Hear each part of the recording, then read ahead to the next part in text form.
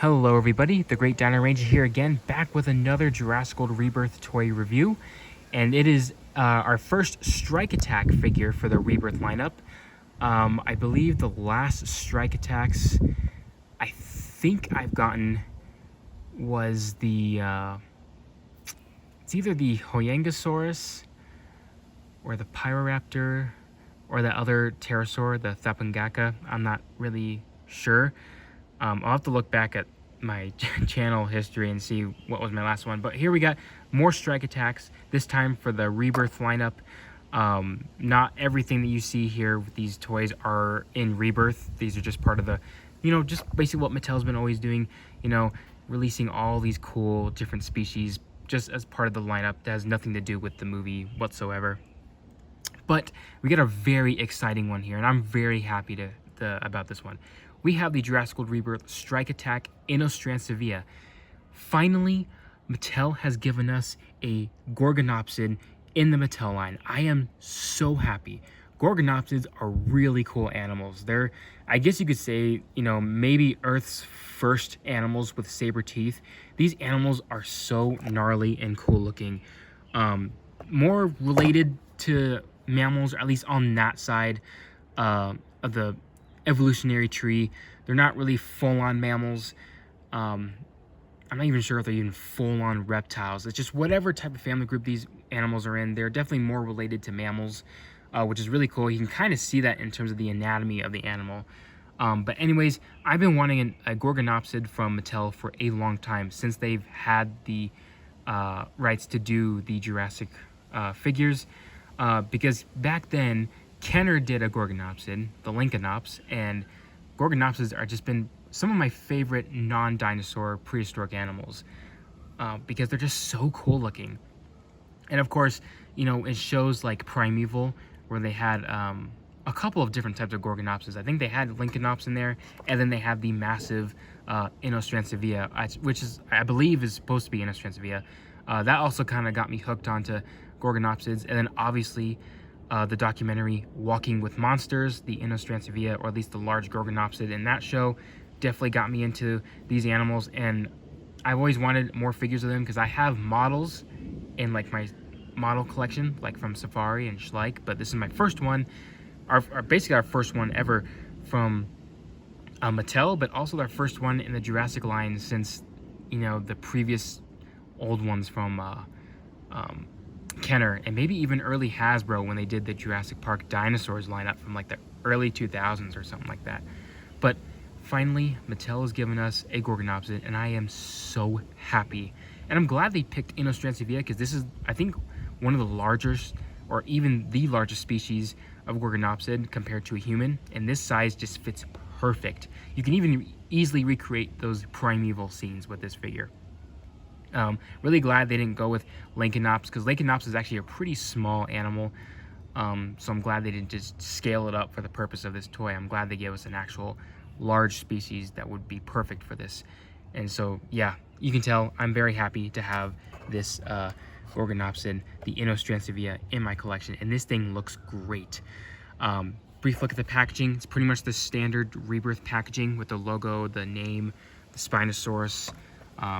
Shows the push the tail, you push the action feature, and in the background you got some cool jungle scenery of the new island that we're going to in the movie, with a cool little sunset or the sun breaking out of the clouds in the background. And here on the other side, just some more stuff. Massive Chomp. I mean, that's perfect. These guys have really interesting looking skulls. And then here we got some others in the lineup. I'm only looking for, at least part of this first wave, the Euxiosaurus, because it's a new species. I need to have all the different species. I'm not going to get the Tapajara or the Monolophosaurus, so it makes it easier, and it saves money when I'm only just focusing on the ones I want. And then you got the FAXAP stuff, so really cool. Let's go ahead and take this awesome animal out of the package. Alrighty, so here we have the awesome Inostrancevia out of the package, and wow, this figure is awesome. I love this one a lot. Like I said many times before, I'm so happy that Mattel has finally given us a Gorgonopsid. This thing, This figure is so good, and it just makes up for how long it took for Mattel to give us one. This figure is just amazing, and it looks just like a Gorgonopsid. I mean, it got the basic shape down and everything. You know, just the overall looks and features of these very interesting animals, and I'm really happy that we finally have a Gorgonopsid. In this case, Inostrancevia, which I think is probably one of the biggest species of Gorgonopsid, so it made sense to put it into this strike attack assortment, which is really cool, and I love it a lot. It's got the basic, you know, like I said, looks of a Gorgonopsid, and it's really cool. I can definitely see how some people, you know, when they see this in the store, are going to confuse it for like being some sort of dinosaur or something like that, but obviously for those who know their true prehistoric animal facts, know that this is not a dinosaur, but some sort of, you know, very early mammal relative. So taking a closer look at it, you got the famous Gorgonopsid head right here, which is definitely maybe a tad oversized compared to the body. So like I said in the Tour Venustes video, you know, Mattel kind of exaggerates or changes some of the proportions, but you know, it is what it is. But the head, very classic Gorgonopsid head, very big head, got the larger snout and the smaller eyes. And I'm pretty sure this little hump where the neck goes, I think is also part of the skull as well. I'm not entirely sure, so don't quote me on that. But I don't know, it has like this really famous Gorgonopsid look to it. The nostrils are painted very nicely. Then you got the lower jaw, which is really nice too. And I like how there's no scales on this one. It's just kind of like this rough, like textured skin. Maybe not necessarily similar to an elephant. Maybe not really a hippo or necessarily a rhinoceros, but just kind of like a more mammal-like skin texture, I would say, because it's not scaly. So I like that a lot. I'm glad they didn't just give it scales. I think it would be really interesting if Mattel somewhat, you know, decided to like add some like tiny pieces of hair to it. That would be really cool. Obviously, we don't know if these animals had hair or not, but you know, it is what it is. Interestingly, these animals had like ear holes in like the weirdest of places. They're not like up here. From what I know anyway, they're like more like down here, kind of like where the lower jaw is, which is very interesting. Sadly, Mattel did not add any ear holes to this animal at all, so there isn't any present here. But you know, it is what it is. But the teeth look really great too. Finally, Mattel is starting to give us some of these rubber teeth for these smaller dinosaurs. They haven't done it for any, you know, attack pack like dinosaurs, but this is a good sign for these strike attack animals. But the teeth look really great, very oversized. They're definitely very exaggerated, but they're very flimsy because it's made of like that separate molded rubbery piece. So they're not gonna wear off because they're not painted, so that's awesome. But I think it's very cool and interesting how they're all very flimsy. But the mouth is really great though, really nicely done with the teeth. They look nice and sharp. Got the classic canines right here, or the saber teeth that these animals are famous for having. And you got some here too. I know Gorgonopsids had another longer tooth here at the bottom, like these two, but they weren't jutting out from the side like this one is, kind of giving it like a warhog looking appearance with these tusks. But they would be more on the inside rather than sticking out. But it's a really cool, interesting, you know, creative choice that Mattel did. And they interlock very nicely too. And I might as well just get over this now. The action features with this tail, you just push it down and it opens the mouth. So a very perfect action feature for a Gorgonopsid. It's going to be using its mouth mostly anyway, so really cool. But yeah, and the tongue looks nicely sculpted too, with a nice glossy looking paint to it. And the gum flaps look nice too. And the inside of the mouth is inserted with like this different reddish plastic, so it looks like the whole mouth is painted, even though they're just inserted pieces. But really cool. And the teeth are molded in like this lighter color, so it looks like teeth. The eye is very nicely done too, along with some of the other details.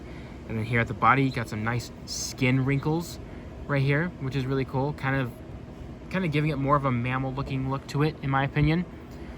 And you got some wrinkles here on the underside of the figure. Really nice. And you got some more of this like rough texture all over the entire body with some nice muscle definition as well, and some more skin folds and all that. And you even got some scars here on the arms and the legs too. So this guy's been in a lot of fights, possibly from some other Gorgonopsids, or other Inostrantzevias, I should say. You can even see a little bit of the rib cage poking out there too, with some more of the folds in the skin and like the little vein looking structures, which is really cool. The arms are really nicely done too, same with the hind legs. A bit chunky and a bit more short and stubby than what a normal Gorgonopsid would have. Like a real one would have had much longer limbs, slightly more thinner. These ones are a lot more kind of squat down, really short and stubby. But like I said, this figure kind of gets the job done of what a Gorgonopsid pretty much looks like. The body shape looks really nice too. The tail is actually, in my opinion, maybe a tad bit long, but it's short enough where it's okay, because Gorgonopsids didn't really have long tails anyway. Well, I really like the skin folds right here too, like really nice.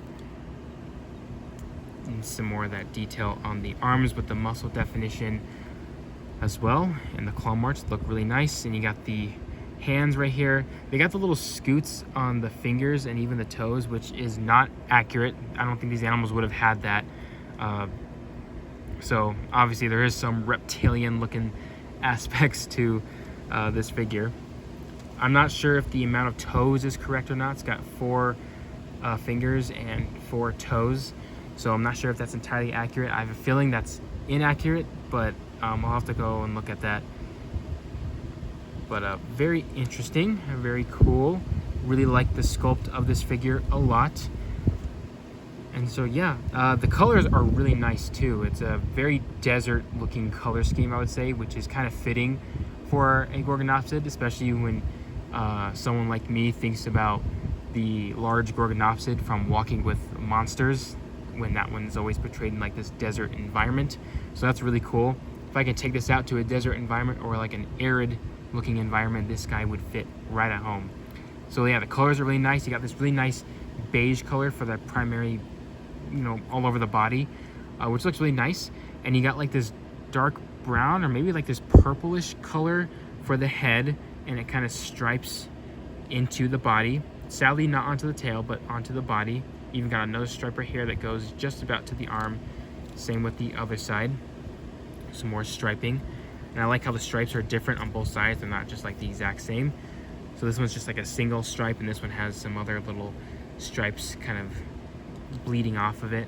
So that's really cool. And then you got this really nice orange color for the top of the head that kind of fades from the neck into the, or at least the top of the head kind of fades into the neck a little bit. So it has like that really nice transition, which looks really great on there. You even got some nice orange on the face as well that kind of stripes in. It kind of stripes right where the large saber teeth go, and then a nice yellow eye with a dark pupil. The orange around the head makes it stand out very nicely, which is really cool because the head is like the main selling point of these animals. So that's really cool how these colors kind of highlight the head, because that's the first thing you're looking at. But yeah, I just love this figure so much. It's so cool. Love having a Gorgonopsid in the Mattel line, in a Jurassic Park toy line. I don't own the Kenner Lincolnops, so this is a next best thing, I would say. Or even probably better than the Lincolnops, I might even say. But that's just me. But yeah, really great figure. Articulation, there isn't a whole lot. It's more like in the limbs, which are very stiff. The arms just move back and forth. Same with the hind limbs. Back and forth, nothing too major, and that's pretty much it. There's no in and out movement or rotation on the hands or anything, and then everything else is just tied with the jaw. There's even no neck articulation, which is very interesting. So very limited on articulation, but you got a really sweet action gimmick, and it's fine too. It looks good wherever you set it, so it doesn't need any fancy gimmicks, I would say. But yeah, really nicely done. We'll do a couple of quick comparisons. We'll compare it with some other Gorgonopsid figures I have, specifically some models. Here we have the Safari Ltd Inostrancevia, which they look really cool. Obviously the Mattel one is a bit bigger, but it kind of gives you a rough idea of, you know, what a real one might have looked like compared to Mattel's. So this one has a bit more of like a lizard-like stance with the arms more spread out a little bit. I'm not sure if that's up to date or not. They might have been just more upright, but I can't be too sure. You get a good comparison of these skull shapes, which are very similar, but not, you know, accurate. This one's more accurate to a real-life Inostrancevia than the Mattel one, but you can kind of get to see, you can see the larger canine teeth, you know, the large sabers on the side right here, and some larger ones on the bottom, which Mattel really exaggerated on their figure. And as you can see on the hands, well, this one has 5 fingers and 5 toes, so this one only has 4, so it's missing a digit on each of its hands and feet. So that's very interesting, but really cool figure. And then we'll compare it with the Schleich Dino Gorgon, which is a very interesting name in its own way, but not an Inostrancevia, but again, another Gorgonopsid. You can kind of see how similar they are in skull shape and everything. I definitely think that the back part of the skull here is a lot more pronounced, a lot more larger. This one doesn't seem to have it all that much. That bigger portion of the skull is more like in the front instead of the back, or at least equally scaled, like this skull right here. As you can see, the limbs are a lot more skinnier and longer. I really like this figure too. One of the best ones from Schleich, I would say. And again, 5 digits on the hands and feet, which this one does not have. So another comparison we'll do real quick is another animal that lived, I think, at the same time and same place. I'm not sure if it's a different species or not, but we got Scutosaurus, the Mattel one. This is the more recent Hammond Collection one, and there we go. These look great together. You can reenact that scene from Walking with Monsters, or even that newer-ish documentary, Life on Our Planet, that had the Inostrancevia, or that large Gorgonopsid, attacking a Scutosaurus. So I feel complete having these two in my collection and in hand. So it's really cool. You can literally recreate a lot of these famous scenes of the Gorgonopsid trying to attack the poor little Scutosaurus. So that's really cool. And then real quick, here we got a human comparison, which I think looks great. I think it's pretty accurate. Inostrancevia wasn't huge, but it was definitely pretty large for the type of animal it was. And I think this scales up very nicely. Obviously, it probably would be just a tad bit taller if the limbs were longer, but overall, I think it matches pretty nicely. I mean, I would hate to run into this thing. I mean, look at that. Your whole head is just being chomped on. Like, that is just insane. And those sabers digging into your spine like that, like, no thanks. But really cool. Really cool stuff. That's about to wrap it up for this review, everyone. Hope you guys enjoyed it. I absolutely love this figure. Like I said many times, I enjoy having a Gorgonopsid from Mattel. And I'm hoping that maybe Mattel will give us another one in the future. Maybe another larger species. Don't just upscale a Lincolnops, because Lincolnops was not very big at all. So hopefully they'll give us another larger species. But yeah, really love it. The sculpt is great. It captures the look of an Inostrancevia very nicely, or at least just a generic Gorgonopsid. And I love the colors, and the action feature is awesome. So yeah, hope you guys enjoyed this review. I recommend picking this one up if you find it. Like, comment, subscribe, all that good stuff. And I'll see you guys again for the next review.